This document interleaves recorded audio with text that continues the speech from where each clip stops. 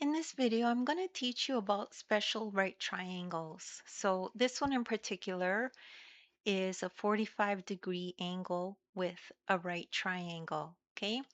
So in this problem, it says find the value of x in the special right triangle. So for this one, in a 45, 45, 90-degree triangle, the hypotenuse is equal to root 2 times the leg length.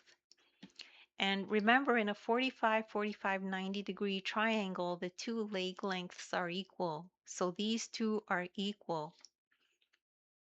So now we could use the leg length to find the length of the hypotenuse, which is what we're trying to find here. So the hypotenuse, it tells us, is the leg length times root 2. Well, we know the leg length. The leg length is equal to 2, tells us here. So let's just plug that in. So the hypotenuse, which is x, equals 2 times root 2. So our hypotenuse is equal to 2 times root 2.